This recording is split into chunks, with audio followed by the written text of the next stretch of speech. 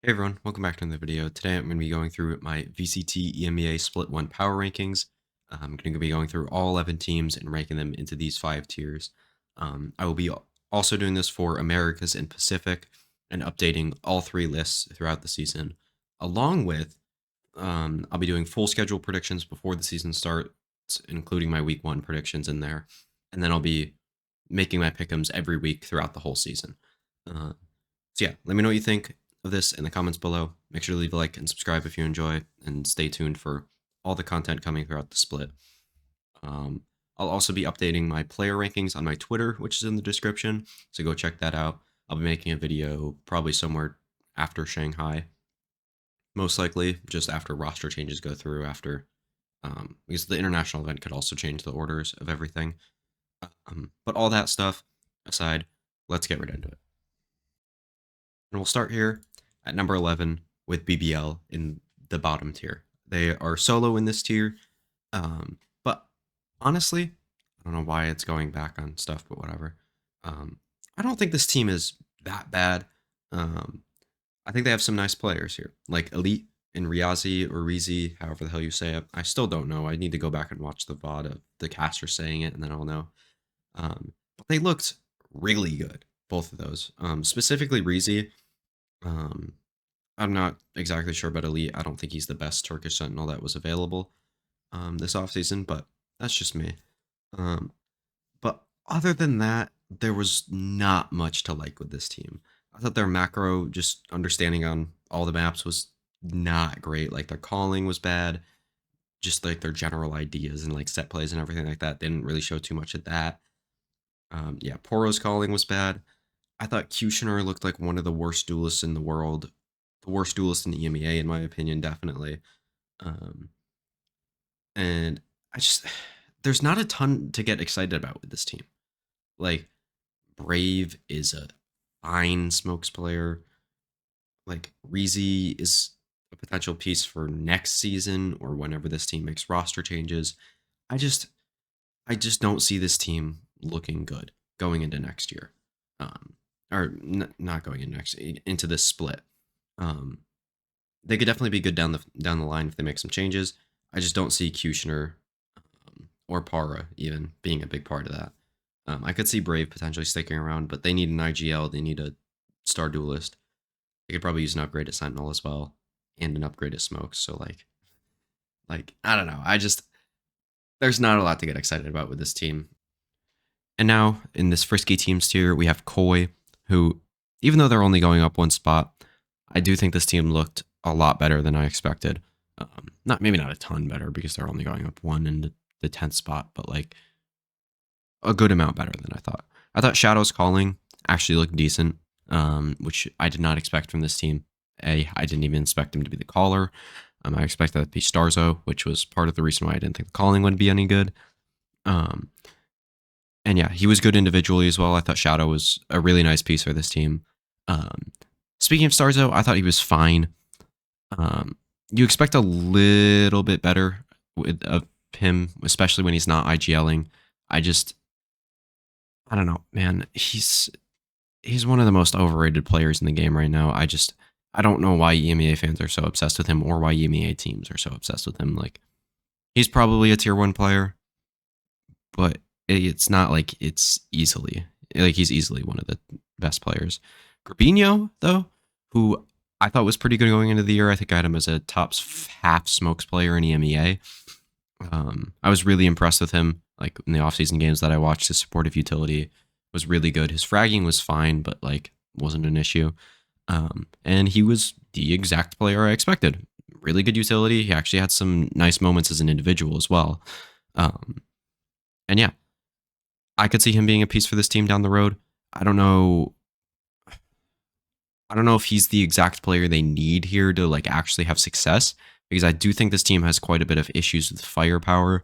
Obviously, Starzo and, as we'll talk about, Shados can have some pop-off moments, but I wasn't like super blown away with them. I thought Camo was fine. I don't really think there's too much to talk about with him, honestly. I didn't really have too many thoughts. He was a fine player, like very similar to like Polvi in Pacific, except I do think Camo was a little bit better than Polvi. I don't know. They were better than I thought they would be, but not like rising up the ranks or anything for that matter. Similar to how Koi is here, honestly. And then, yeah, Shados, as I said, still looked kind of shaky on his lurks. I really don't like him on Sentinel, man. They just need to like put him on flex, remove somebody, probably Starzo, in my opinion, and bring in a really good Sentinel player. And then this team is set up to actually do well next year. Maybe get a better duelist player, maybe do something else with that. I don't know exactly. But yeah, I don't think this team is super set up to succeed this year, but I do think they can maybe get some wins off of some teams. Then we have Giants. Sorry, I'm flipping through my notes here. Sorry if you can hear that. I think you can. Who are dropping down 4 spots here. I don't think this is too much of a shock to anybody. Went out 0-2 in groups. Obviously, they had a very difficult group, having FUT, Karmine Corp, and Heretics in their group. But Redgar's calling, man, it looked like champs last year all over again, which I didn't expect. I expected him to, like, there's a lot of times where a player is performing really well, even in other sports or whatever, where it's like, okay, this player is going to regress back to the mean and go back to what he was before. I felt like that was going to happen with Redgar, but the other direction, where it was so bad that it couldn't get worse, and it would go back to maybe something closer to maybe what, like, it maybe not quite what it was in EMEA last year, but something around that. Maybe like the first couple weeks of the regular season of EMEA where it was good, not great, not really game changing, but not like losing his team the game or anything. But yeah, that's very concerning to me. If that doesn't start to improve throughout the season here, then I'm really concerned about Redgar's job security as a tier 1 player in EMEA. Cloud still looks really good for this team. Really good, really big beacon of hope for them. I think he's honestly the main reason why you have any hope for this team. Then kind of the elephant in the room with this team. Honestly, I do feel like Redgar is a bigger story to me. But the purple move, bring him in instead of Nookie, moving him to duelist and Fatinho to Sentinel. I've talked about this in my off-season grades video. I don't get why you're not moving Hoodie to Sentinel. I feel like bringing in Purpo here and putting him on duelist is creating a bunch of weird role issues that I don't like. And they could just keep fucking with that throughout the whole year and become like Sentinels, except not with roster changes, which I don't like. Sentinels of 2023, by the way, not this year's Sentinels. Obviously, they won and everything, but they still deserve criticism for last year. And yeah, I don't see Fatinho on Sentinel working out. I've called that I want certain like style of duelist players, like your Yays, your Cryos, those kind of players on more Sentinel roles. But Fatinho is not that style of player, dude. I just don't see it. I think Nookie has been fine on Sentinel. I feel like he just needs to go to a team where he can play duelist or flex, and will be better. But yeah, I don't know. I'm not really enamored with this team right now. I think there's actually a good chance that this team does really bad throughout the whole season, and Cloud ends up going to a better team and being a big upgrade for somebody. So I don't know. Not super pleased with Giants. Then onto the next team, we have Liquid dropping down 2 spots. I have no idea what to think of this team. Why did it go back? There we go, dude. My Google slide's weird. I made this in a Google slide in I thought about it in like 5 minutes, and then I like went through everything and actually took time to create it. Which, let me know what you think of the, I guess, graphics, even though it's a Google slide. I think it's a lot better than last year. If you watched any of my stuff last year, but still not great. Personally, I just didn't want to use a tier list. But I don't know what to think of this Liquid team. Kiko was dominating in like select maps. It really felt like what Oxy was for Cloud9, who I will say I was not very high on. I didn't see like the consistent greatness from Kiko that you want to see. He like dragged them through, I think it was the first Koi series, and then ended up like regressing back to the mean, as I've said with other players. I thought Mystic was good. Did not live up to my own expectations. I thought he was going to be a lot better. And I think the really big story with this team was Enzo's calling.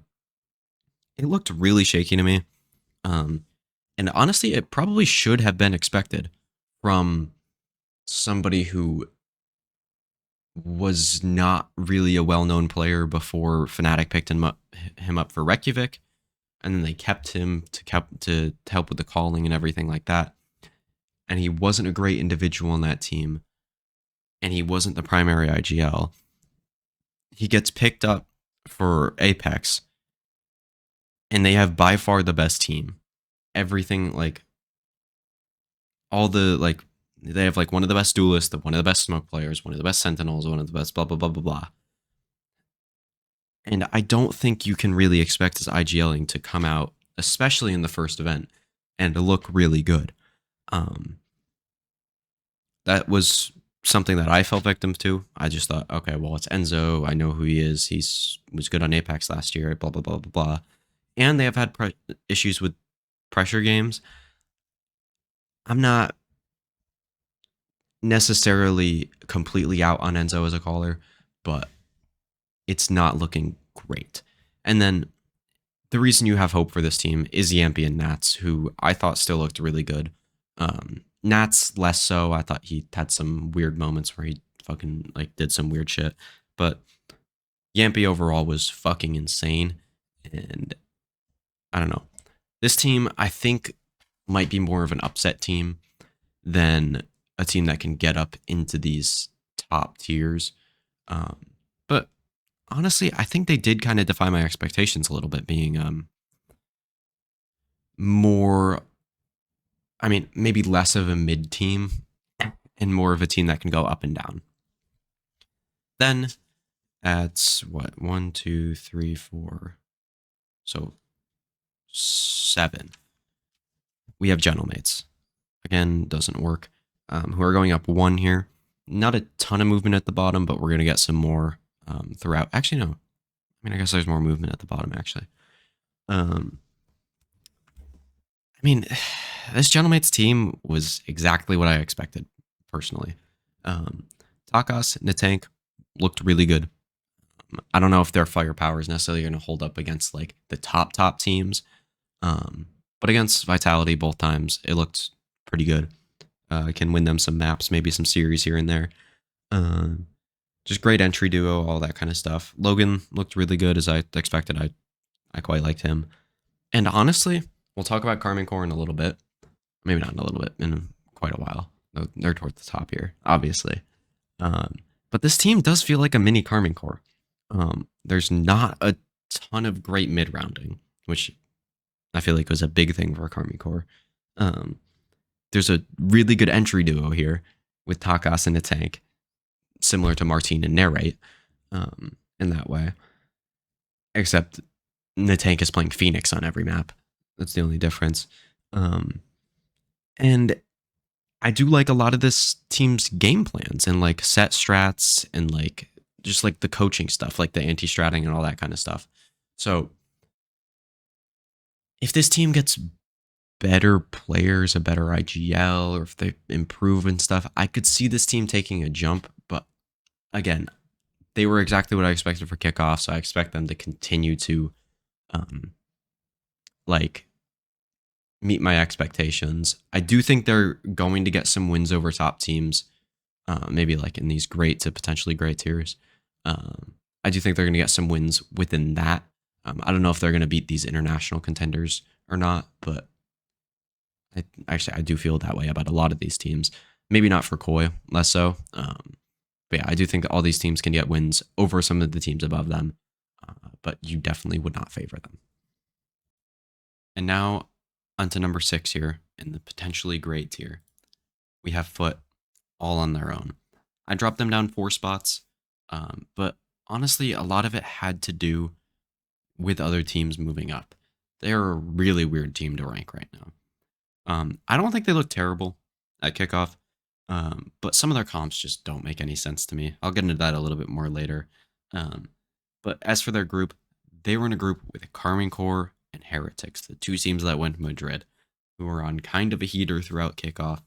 And so when you're playing up against those teams in your groups and you get grouped, it's kind of like, well, where would they have been against the rest of the field, right? So I do reserve a little bit of judgment for that. I think this is probably the lowest you can put them, especially with how high I was on them coming into the year. I had them second in EMEA. I would have had them in this great teams tier, like right here. If you can see my mouse, you can. Okay. But yeah, as for their comps, I don't know why they refuse to put CNET on Jet. They have every opportunity to. They have every opportunity to play Jet map that they were good at over the offseason. And they just overthought it and put Yetije on Phoenix on Icebox. Like, you're playing a Jet map, just play CNET on Jet. You will win a lot more than if you're playing Yetije on Phoenix. I don't think Yetije was even bad on Phoenix. But forcing CNET onto Raze and onto Chamber is just not how you're supposed to win with this guy. I was so convinced that they were going to finally use him how he is meant to be used after their offseason games, and they just fucking forgot after they stopped playing those games. So I don't know. Really weird team to rank if they can fix some of that stuff. I still really like a lot of the individuals on this team. I thought Fallen's calling was fine. I thought Ada Captain played really well, as he does. Who is the other guy? Cracks. Maybe not him. I don't know. I'm not huge on Cracks. I am kind of losing hope that he can actually play other agents at a high level. So I don't know.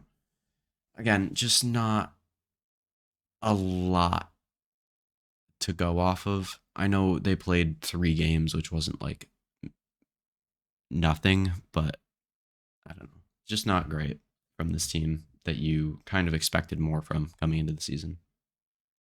All right, and now onto this great teams tier where we're going to start with Team Heretics. Now, this might be a little bit low for some people, so I'm going to start with the negatives of this team, even though I do have them up in this top 5 of the EMEA teams, who I think is really good. Like, you could have a top 5 or 6 of EMEA and have it be solidly better than most of the other regions. Like, I've historically been an EMEA hater, so you can't call me biased for this. I still hate on EMEA. I root against them at every event. But like these top 6 teams, well, I'll say top 5 because I'm not sure about FUT, but top 6 teams, or well, top 5 teams. I just said top 6 again. Whatever. Top 5 teams, they look really scary. Heretics just made an international event. We'll have Navi, Fnatic, Karmine Corp, and Vitality left. Like, those teams are really good. And yeah, I don't know. I'm a little scared as an NA fan, as a EMEA hater, which is actually more of what I am. But yeah, as for Team Heretics specifically, I think they're another weird team to rank, similar to FUT, where like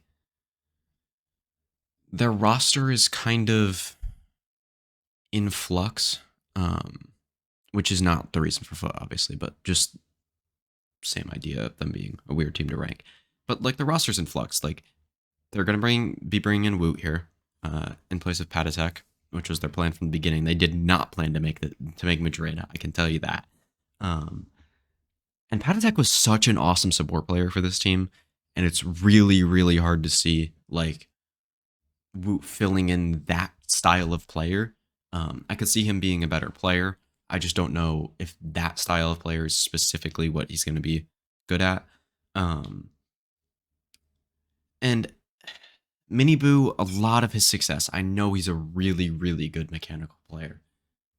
But also a lot of his success had to do with the support structure around him.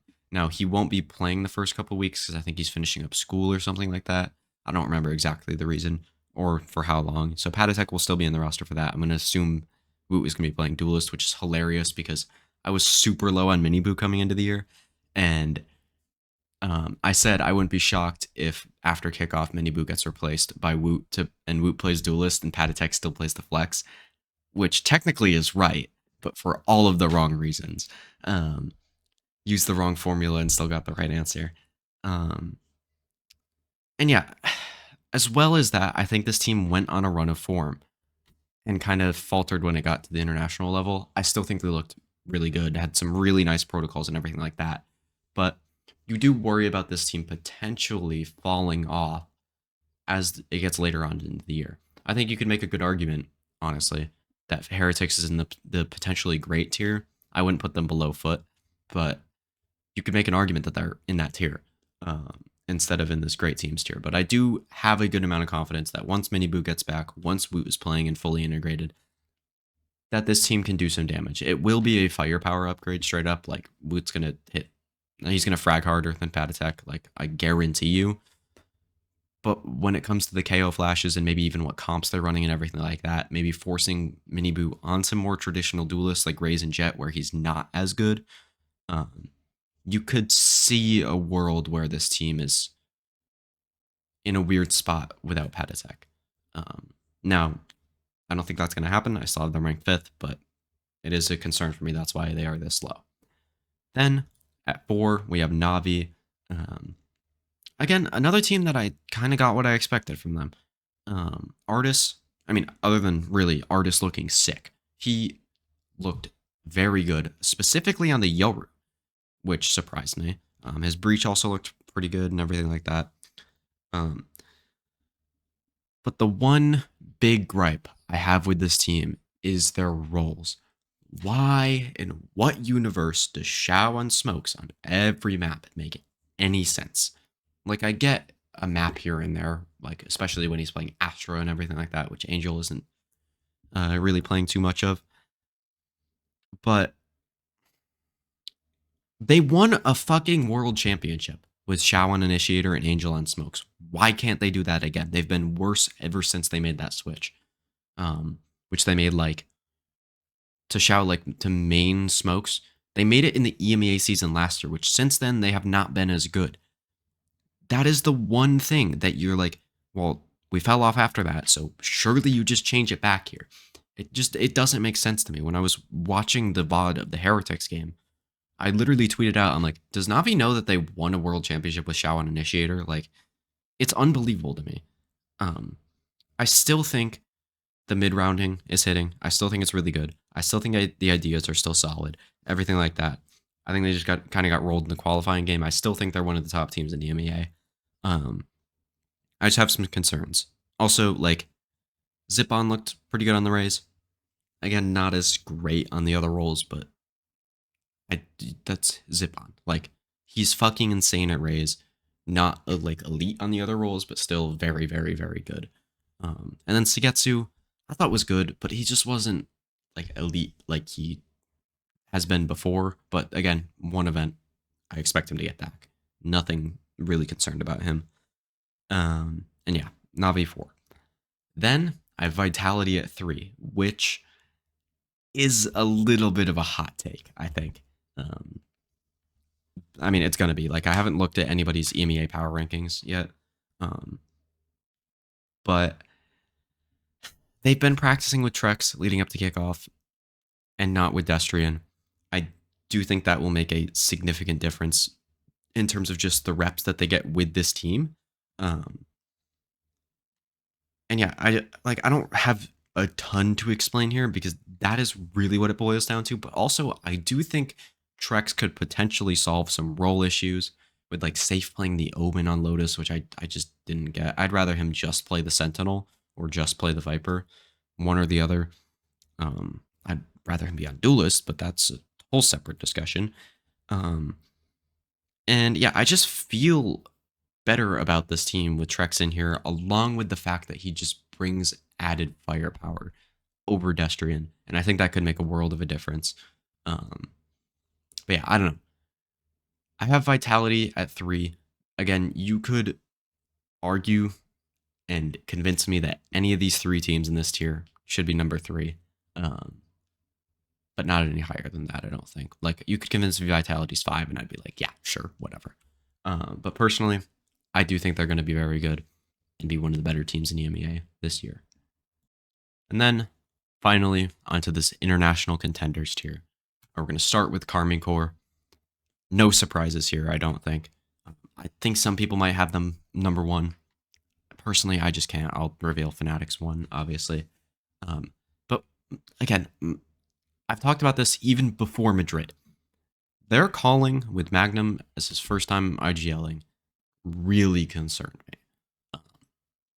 Especially going into like international events, like it was not good enough to win there. They need to improve on that. I still really like the individuals here. Narrate, Martin, Shin, and Thomasy all look fucking insane. And I still think they'll look really good. Maybe somebody falls off and they make a change or something. Definitely possible. I have a hard time seeing this team falling off because people are probably confused. Like, why do you have Karmine Corp this high when Heretics is not this high? And like, I don't have Karmine Corp second. And also, some people are probably like, why isn't Karmine Corp one? They made Madrid, and Fnatic didn't. We'll address that first. I just think Fnatic's going to be better straight up. I'll talk about that after I'm done with Karmine Corp. And it's not really much to do with Karmine Corp falling off, personally. It's just more about Fnatic. And then with Heretics, like, there was so much more that was not replicable with Heretics' play, where Miniboo just slides into the middle of the open and gets 2 free kills. Like, he's not going to do that all year. Maybe he'll do it against some of these lower tier teams. I think that's really possible. I just don't know if he'll be as dominant against these Navis, Vitalities, Karmine Corps, Fnatic. And yeah, just Aang, I have a lot of faith in. I don't know. I just think I have a hard time seeing this team falling off when they were so good in EMEA. And I do think that it was just a little bit of the nerves and they choked at Madrid. So yeah, I expect them to be better. Maybe they're not this top 2 team in EMEA, international contender, like contending for a title type team, but I think they're still going to be a very good team as long as they improve on the calling. Then, number 1, we got Fnatic. Obviously, what they showed at kickoff was concerning. But with what Boaster said on stream and this team's record, I have a hard time believing this team's washed or falling off or anything like that. I think they were rusty. Like, they practiced less, like, they weren't ready for Karmine Corp. I do have some issues with them not ever changing any of their comps, like, significantly. I hope they do that. I don't think they will, which is why they're in the same tier as Karmine Corp. But again, like, it's Fnatic, man. They have Chronicle, Leo, Darka, and Alpha Year. Like, I don't know, man.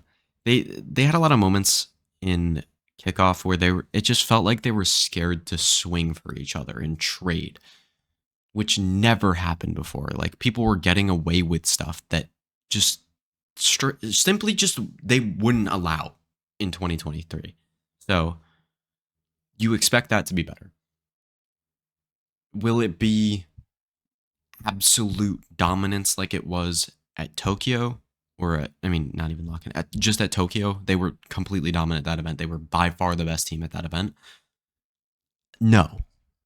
I think it'll be more like lock-in, where they're getting pushed by teams. They're potentially losing games. Obviously, they didn't lock in, but that's not how that tournament worked.